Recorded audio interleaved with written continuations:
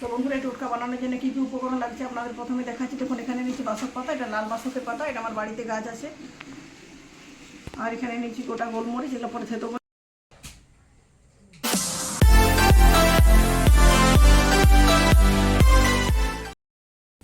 Hello বন্ধুরা, আপনারা সবাই কেমন আছেন? হেমন্তের হিমেল হয় আমাদের সকলেরই ঠান্ডা লাগতে শুরু হয়ে গেছে। প্রচণ্ড গরমের হাত থেকে আমরা স্বস্তি পেয়েছি ঠিকই, সেই সাথে শীত যে আসছে সেটা আমরা বুঝতে পারছি। আর শীত যে আমেজ সেটা শুরু হয়ে গেছে, সেই সাথে সাথে প্রচণ্ড সর্দি কাশি জ্বর জ্বালা বাড়িতে বাড়িতে হচ্ছে। যারা সিজন চেঞ্জের জন্য ওষুধে ভুগছেন তাদের প্রবলেমটা খুব বেশি নয়, একদিনই ঠিক হয়ে যাবে। কিন্তু যারা দীর্ঘ কয়েক বছর যাবৎ ঠান্ডাজনিত রোগে ভোগেন তাদের সেই রোগটা এখন মাথা ছাড়া দিয়ে উঠেছে। আমাদের প্রায় ডাক্তারের কাছে যেতে হচ্ছে। তো বন্ধুরা, ডাক্তারের কাছে না গিয়ে ঘরে থাকা বিভিন্ন উপকরণ দিয়ে ঘরোয়া টোটকা বানিয়ে যদি খাওয়া হয় তারপরে এই রোগ অসুখ থেকে উপশম পাওয়া যায়। কীভাবে সে টোটকা বানাবো সেই রেসিপিটি আমি আপনাদের সাথে শেয়ার করছি। প্রথম থেকে শেষ পর্যন্ত ধৈর্য ধরে আমার পাশে থেকে ভিডিওটি দেখুন। ভিডিওটি ভালো লাগলে লাইক, শেয়ার এবং চ্যানেলটি সাবস্ক্রাইব করে আমার পাশে থাকবেন। তো বন্ধুরা এই টোটকা বানানোর জন্য কী কী উপকরণ লাগছে আপনাদের প্রথমে দেখাচ্ছি। দেখুন এখানে নিচ্ছি বাসক পাতা, এটা লাল বাসকের পাতা, এটা আমার বাড়িতে গাছ আছে।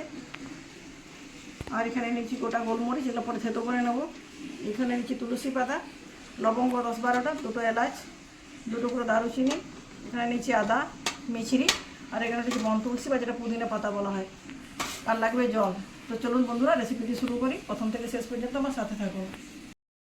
বন্ধুরা এই ঘরোয়া রেমেডি বা টোটকা বানানোর জন্য গ্যাসের ওখানে বসিয়ে দিচ্ছি কড়াইতে দিয়ে দিচ্ছি 1/2 লিটারের মতো জল। জলটা একটু আগে বসিয়েছিলাম, গরম হয়েছে কিন্তু খুব ভালো মতো গরম হয়ে ফুটতে শুরু করুক। সেই সময়ের মধ্যে এই গোলমরিচগুলো শিলনোড়ায় আমি একটু থেতো করে নিচ্ছি, আর আদাটাও শিলনোড়ায় থেতো করবো। কোনোভাবে গ্রেটার দিয়ে গ্রেড করে আদাটা দেবেন না, তাহলে যে গুণাগুণটা ঠিকমতো পাওয়া যায় না, আদার স্বাদটা অনেকটা নষ্ট হয়ে যায়। তো বন্ধুরা এগুলো আমি থেতো করে নিয়ে ফিরে আসছি। বন্ধুরা দেখুন থেতো করা আদা আর গোলমরিচ এখানে দিয়ে ফুটিয়ে নিয়েছি, কিন্তু আপনাদের দেখানো হয়নি, একটু ভুলবশত দেখাতে পারলাম না। এটা দেওয়ার পর 3-4 মিনিট ফুটিয়ে নিয়েছি। এরপর এখানে দিয়ে দিয়েছি দেখুন তুলসী পাতা আর লাল বাসকের পাতা, আর সাথে সাথে দিয়ে দিয়েছি মিছরি দানা, সরি মিছরি যে ডালাটা আছে সেটা দিয়ে দিচ্ছি। এটা দিয়েও আরও 4-5 মিনিট ফুটিয়ে নেওয়ার পর দেখাচ্ছি কি অবস্থাটা হয় দেখুন। তো বন্ধুরা দেখুন 5 মিনিট পরের অবস্থাটা দেখাচ্ছি। পাতাগুলো সিদ্ধ হয়ে গেছে, বাকি উপকরণগুলো অনেকটা সিদ্ধ হয়ে গেছে, কালারটাও চেঞ্জ হয়ে আসছে, অনেকটা লালচে কালার দেখাচ্ছে, কিন্তু এখন পুরো কালারটা পারফেক্ট আসেনি। এটা আমি গ্যাসের ফ্লেমটা অফ করে যে পাত্র নিয়েছি এটা ঢেলে 2 ঘন্টার মতো রেখে দেবো। 2 ঘন্টা পরে দেখাচ্ছি কী অবস্থাটা হয়। আপনার যদি হাতে সময় থাকে আমি সারা রাত রেখে দেবেন, সন্ধ্যায় বানিয়ে পরের দিন দেখবেন কালারটা আরও গাঢ় হয়ে যাবে।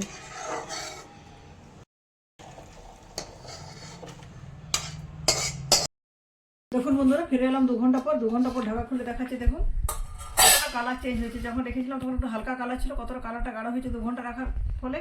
এটা যদি আপনারা বানানোর পর 8 থেকে 10 ঘন্টা রেখে দেন কালারটা আরও গাঢ় হয়ে যাবে।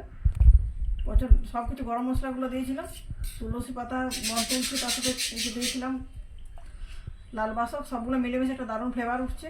বাজারে যে আমরা সিরাপ কিনে খাই ফ্লেভারটা অনেকটা সেরকমই, ওটা অনেকটা গাঢ় হয়, কিন্তু এটা যদি রেখে দেওয়া হয় অনেকক্ষণ আরেকটু ঘন করা হয় তাহলে এটাও গাঢ় হয়ে যাবে। তো চলুন বন্ধুরা এটা গরম করে নিয়ে আসি। যেহেতু ঠান্ডা সর্দির জন্য আমরা খাই একটু গরম গরম চা, যেভাবে পান করা হয় সেইভাবেই পান করতে হবে, সেজন্য গরম না হলে ভালো লাগবে না। গরম করে আমি ফিরে আসছি। তো বন্ধুরা দেখুন বাসকের সিরাপটা আমি গরম করে নিয়ে চলে এসেছি। এরপর গরম গরম একটা কাচের বাটিতে ঢেলে নিচ্ছি। কালারটা কতটা গাঢ় হয়েছে দেখানোর জন্য এখানে দেখাচ্ছি দেখুন ঢেলে।